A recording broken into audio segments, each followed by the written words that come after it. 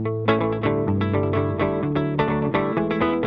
you're going to be on a fun ride of multiple things, so if you haven't already been amazed. Today, we're pulling the curtain back and taking you inside the Woodland Park Zoo. Tian and Zan are way up in the tree. A bit shy, but we'll take you up there. New exhibits. New animals. Who do we have there? And new adventures await right now on KIRO 7.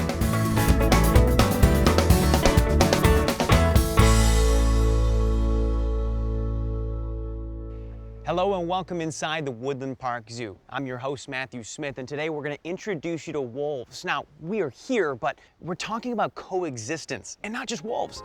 From the smallest bee to the most colorful butterfly, we'll explore the crucial role we can all play in helping pollinators thrive. Plus, we'll head to the marsh to check in on our western pond turtles, who've been given a second lease on life thanks to some conservation efforts right here inside the zoo. But first, as the population grows, it's inevitable that humans and wild animals will need to learn to coexist. And that is exactly what we're going to be talking about today.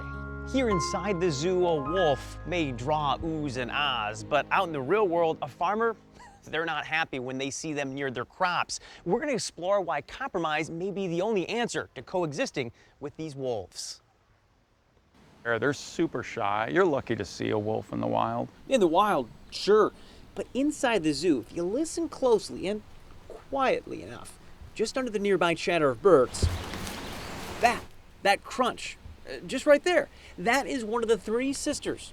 These wolves appear and then disappear. They're way more alert and aware of us than we are of them. As in spotting us before we spot them. As Kevin Murphy explains, ranchers who are dealing with the resurgence of wolves east of the Cascades, their frustration levels are growing. Because those wolves can come in conflict with their livestock. Take a look. This map is of where known packs can be found currently in Washington state. But there are goals to allow wolves to expand further into wild areas, including the southern Cascades. I think that where we run into challenges is when it negatively impacts us as humans. Because as beautiful as these wolves are, they are an apex predator, meaning livestock can look like a wolf snack. So why is the zoo, and the state for that matter, pushing to coexist with these wolves? To answer that, we have to take a peek at Yellowstone. Yes, the national park. Here, wolves hunt elk, which has an oversized effect, not just on animals, but this beautiful landscape you're looking at. It had basically disappeared before the wolves returned to these parts. As soon as they reintroduced the wolves, they've really found this sort of trophic cascade of nature where the elk now are kept more in check population-wise. They move more because they have predators chasing them. And literally, even things like aspen trees and beavers have come back to Yellowstone since the wolf reintroduction. And they found even bird populations have increased because of all this new young tree habitat that has been allowed to regrow that the elk didn't browse down to a nub. Paul Ehrlich, a Nobel Prize-winning scientist, once said, quote, "The rule of intelligent tinkering is to save all the parts." Sadly, we didn't think that way with wolves, both in Yellowstone and the Pacific Northwest, where they were killed by the thousands. We tried to reimagine nature without the wolf. We paid bounties and basically hunted every wolf there was, except there was a few packs that moved back and forth in upper Michigan and Canada and Minnesota and Canada that were never completely extirpated, hunted down over several decades. Lucky for us, some wolves survived. As we look at this trio, you have to wonder, if we can coexist with their wild cousins, we could save a species, but more importantly, we could save an entire ecosystem. We're fortunate to have this huge amount of wilderness and wild space very close to humans. So we have this area that's suitable for so many species that could never live other places in the US. Species like cougars and black bears, even potentially grizzly bears, wolves, wolverines. And along Woodland Park Zoo's Living Northwest Trail, you can see many of these animals, as well as river otters like this fella feeding on a salmon in plain sight. Our wolf and elk friends are always visible, as are mountain goats. And the crowd favorite, well, that's behind Dr. Long here. Kima, a brown bear born all the way back in '94. In the wild, wolves aren't the only change our state is seeing. Fishers like this one have been reintroduced. Another species that was hunted down by us to exportation or local extinction. Wolverines are a similar story. In recent years, trap camera images from local researchers, as you see Dr. Long installing here, well, they showcase how wolverines are returning to lands that they once historically lived in. It's not like we're trying to recreate a pristine wilderness. What we're trying to do is make sure that all the pieces of the ecosystem are here and functioning, because what we found and what researchers have found whenever they look closely at systems is that all the parts, or most of the parts, play a role. On a personal level, do you worry or do you find things encouraging at this stage? I think two places that I still really feel like we need to make sure we're tuning into and keeping up with. One is climate change, of course, and making sure that we're continuing to protect connected networks of land so that animals can respond to climate change, because they're going to have to. The other is that there still are places where humans are having an effect on nature that can be really problematic. Yeah, we continue to stress animals, whether through industry spewing pollution that warms a fragile habitat, fueling a growing wildfire season, or even the way we build roads, cutting off habitat. The animals have proven resilient as they return to their native lands here in the Pacific Northwest, but it will rely on us if they survive. That key word Dr. Long loves to mention, coexistence, is the key here. I think that's the most important thing. These things can't occur separately. If we want to recover and have a functional mountain, forest, sea ecosystem here in Washington, people need to be part of the equation. But before we can think about the long-term effects here, addressing the now matters too. Are people willing to coexist? Especially when it comes to those front lines where wolves are returning. But our role is kind of getting the message out and working with the state to work with communities and try and help socialize the idea. It's complicated, it's not simple. And I gotta imagine that there's high emotions from all sides when it comes to an issue like this. You bet.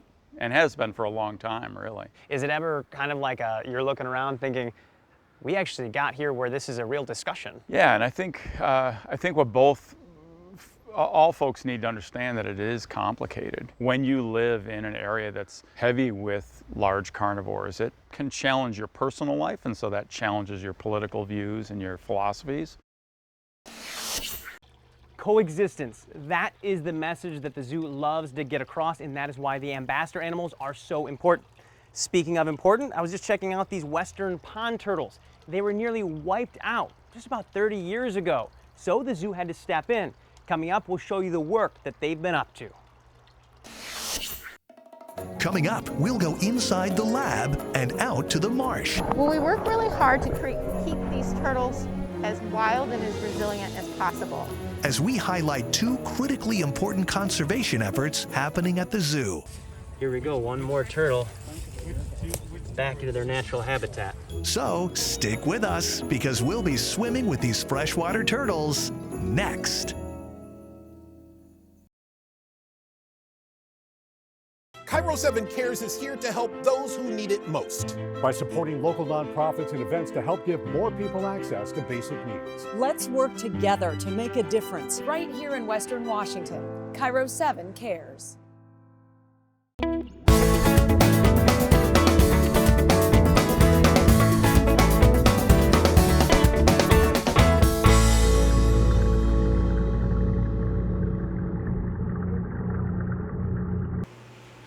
That little fella there is a western pond turtle. Welcome back inside Woodland Park Zoo, by the way.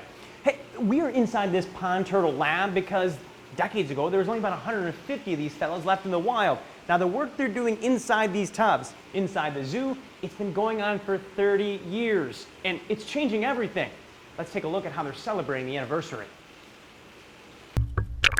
Watching a turtle swim in this small pond in Lakewood, Washington, or taking in these four basking in the sun, it may seem normal enough to the untrained eye. Not long ago, sights like these didn't seem possible. There are continually evolving challenges, but we continually address those challenges. As Kevin Murphy explains it, there were only about 150 of these western pond turtles when the state and Woodland Park Zoo teamed up to stop them from going extinct. I'm a big believer in every cog in the wheel makes a difference. And so this turtle is a major cleanup artist in our wetlands. Which is why this work matters. As we've discussed with wolves and other apex predators today, there's a natural order in the wild. But even smaller creatures have a role to play. When we throw it off, ripple effects can cause major issues. Sometimes it's hard to really articulate, what's the purpose of a turtle, but it's just a link in that living chain.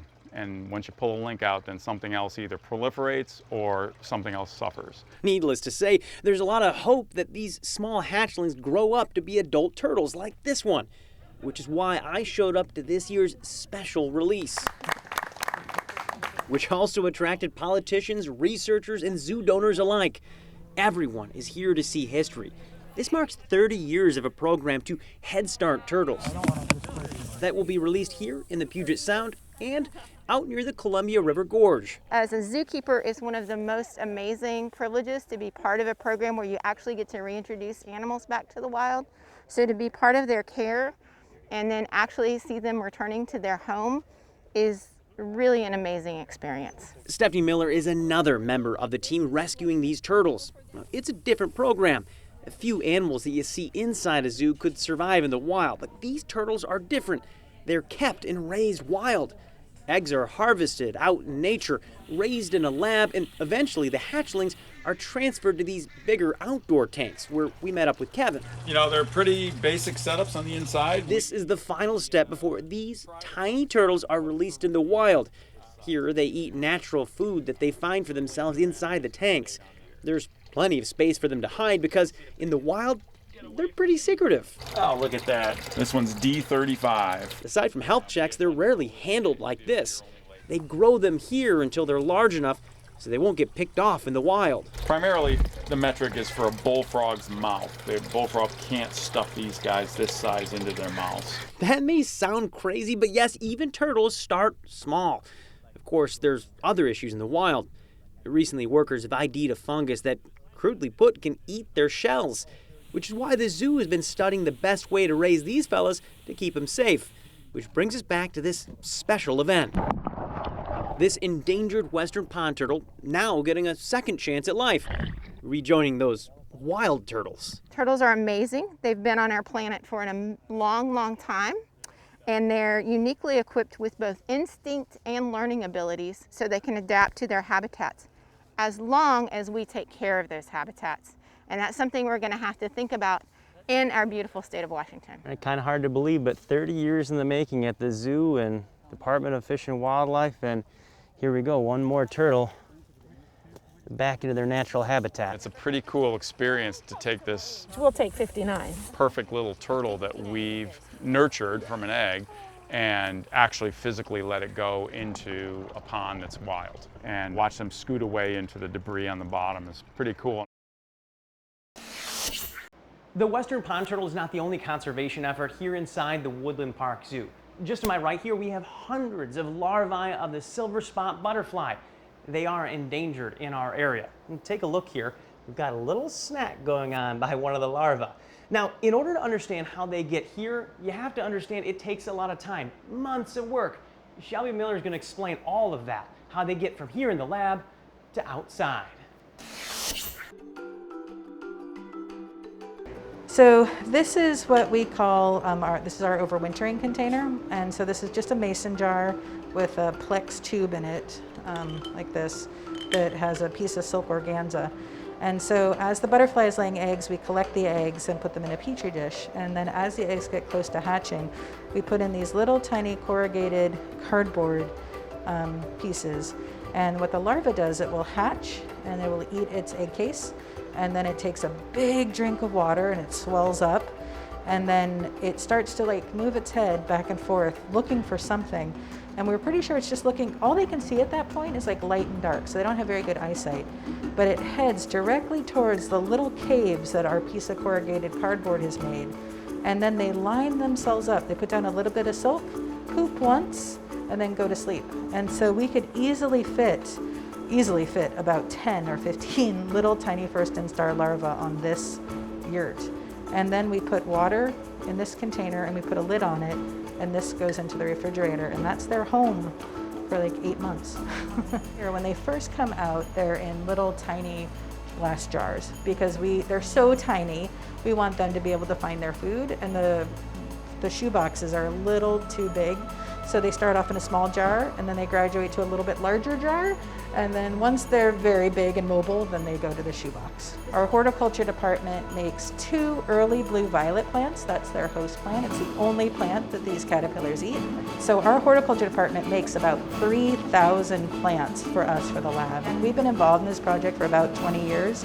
And we are often asked, why is a zoo in Washington involved in a project for a butterfly in Oregon?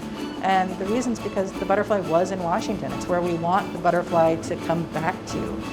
The butterfly is still here, and there was definitely a point in the population where the numbers dropped so low, it was worried that this butterfly wasn't gonna be around at all. So our success is that at this point is we can say the butterfly is still here, and we still have an animal that we can work with, and we're not giving up hope. Hopefully at some point we'll be able to completely put ourselves out of work and say, the butterfly's fine, doesn't need us, it's in Washington, it's flying, woohoo! You know, that's the hope. As we continue to explore some of the smallest critters that live amongst us, it's important to take a second to talk about these. Not just bees, but pollinators. You may not know this, but about 1/3 of the food that we eat, it requires pollination. Puts things into perspective, doesn't it? So what can you do to help? We went over to the pollinator patio to figure that out. But before the break, time for your pollinator-related trivia question. True or false? Most species of bees don't sting. We'll have your answer when your look inside Woodland Park Zoo continues.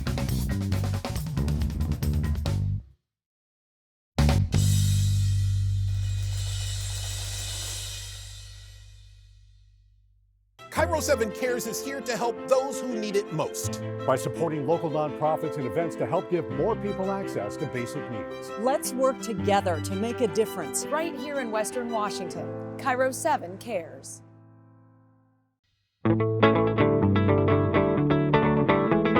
Today you're going to be on a fun ride of multiple things, so if you haven't already been amazed. Today, we're pulling the curtain back and taking you inside the Woodland Park Zoo. Tian and Zan are way up in the tree. A bit shy, but we'll take you up there. New exhibits.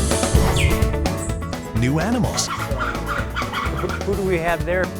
And new adventures await right now on KIRO 7.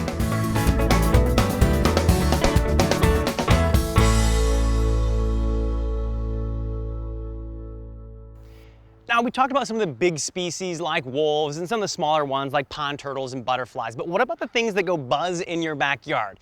Don't be too concerned, because our next guest is going to talk a little bit about pollination.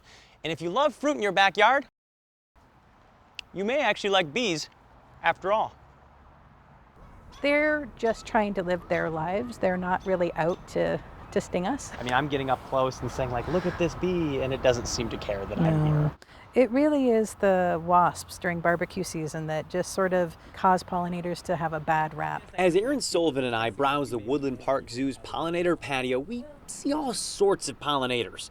A bumblebee on this coneflower, a fly on these daisies. And whether it's the artichoke or this globe thistle, the honeybees are all over. And Erin can't contain her excitement. Huge, like I was saying with artichokes, thistles are a huge plant for pollinator plants. And so all of these are little, this is what I was saying about a composite. So this is a composite of, these are all little flowers here, but together it makes one big flower. And so the bees can land on it and just keep nectaring away. It's one-stop shopping. And so thistles are great for pollinators. What's not? Poisons. Or how we bend nature to our will. These things can fuel a drop in our native bee populations. It's oftentimes a lack of habitat. With a lot of development happening, they're losing habitat. And those perfect manicured lawns so many of us covet? Not good, no. Lawns are basically a pollinator desert.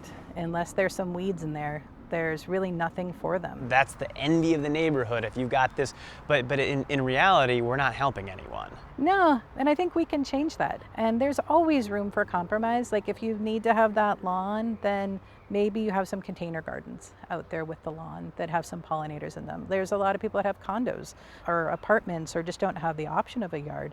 Hanging baskets. Growing that one tomato plant on your deck is actually going to provide a little bit of food. This is all so important, more important than you may think. Bees, after all, are not guaranteed to be here forever. There's a bumblebee here in the Northwest that what we know has decreased in population. So it's super rare to see it, and I know they're considering listing it. As in the endangered species list. Remember what Shelby taught us, those silver spot butterfly struggles? The idea of losing even more pollinators, well, that's not good for them or us. Because it's a lot of work to get their populations back. But do you think people realize that this is the type of stuff that we're in danger of losing?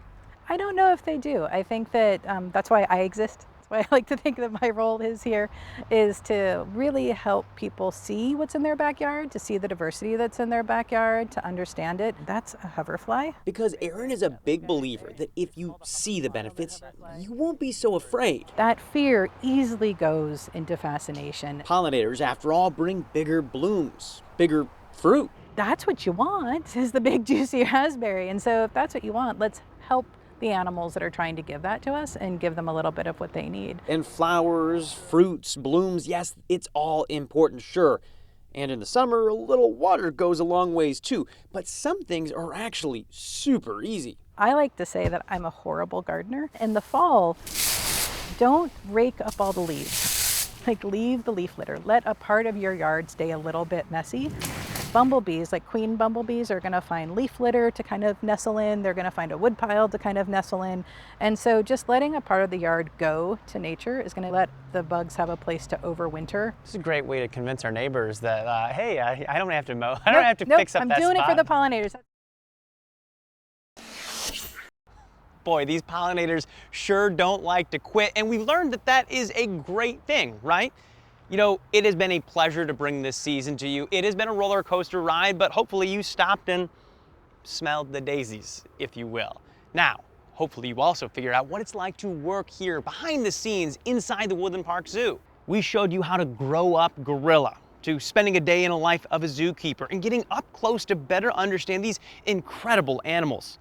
Of course, if you missed an episode, you can always catch it anytime at KIRO7.com/zoo. And now, your answer to your final trivia question. True or false? Most species of bees don't sting.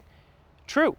While all female bees are physically capable of stinging, most bee species native here in the States, they prefer to live a solitary life rather than that in colonies. So they don't sting you unless you're physically threatening them. The one exception, honeybees. I hate to say it, folks, but our time here inside the Woodland Park Zoo is done for now. I hope you enjoyed your look inside. Until next time, I'm Matthew Smith.